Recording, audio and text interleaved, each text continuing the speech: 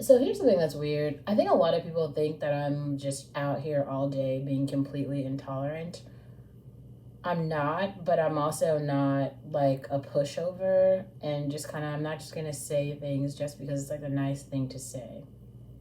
Which I feel like so many people are accustomed to black people doing that they don't know what it feels like to have someone like push back.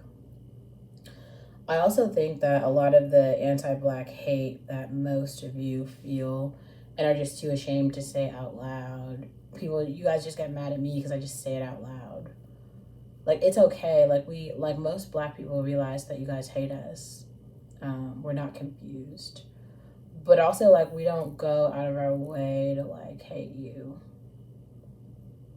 right? Like, for the most part, I try to process my feelings around things that are happening or have happened in my own life. Like, I have quite a lot going on in my own life, right? Like, you guys aren't members of my life. You just know what I tell you.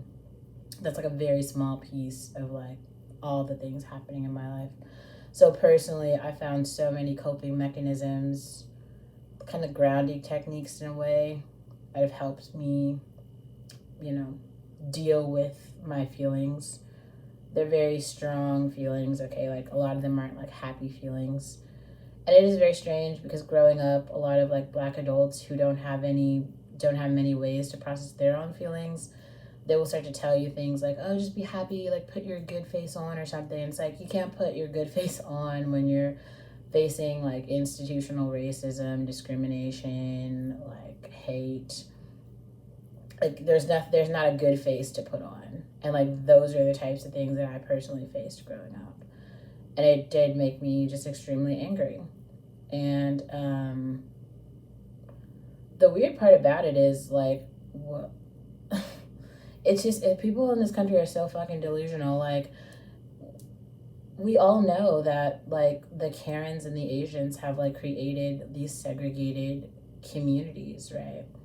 And it's because like they don't want us to be a part of them, and that's fine. It's fine. Like okay, great, but just put a sign. You know, like just put a sign and say like no blacks allowed, or say like no blacks wanted here. Say something like that, just so like none of us are confused, right? And so that we'll know like not to try or to like strive to be a part of that, because that's the part that really just disgusts me. It's like you'll hear people saying like, oh, this person wasn't qualified. They'll say shit like they're not qualified, you didn't know how to do this. It's like, but I was doing it for like 2 million hours or something. Like, yeah, but you're just not qualified. Like Karens love to say that, and they believe in their own minds that like they're like overqualified for something. Everybody's qualified, qualifications, qualified, right? And it's just kind of like, well, look at the state of the country. Like honestly, inclusion and probably representation is a little bit more important right now than skill level.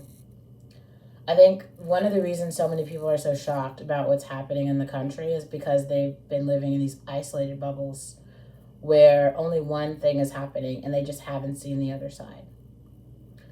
And I feel like I might be one of the only people who've seen all the sides, right? Okay, so I've seen the black supremacists, I've seen the white supremacists, I've seen the delusional Mexicans, I've seen the kind of very strange Asian groups who have their own spouts of racism, right? I've seen all of them.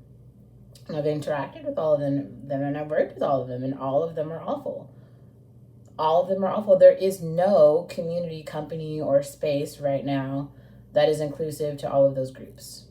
That's what this country is supposed to be, but it is not right now. It is not. And you cannot expect to segregate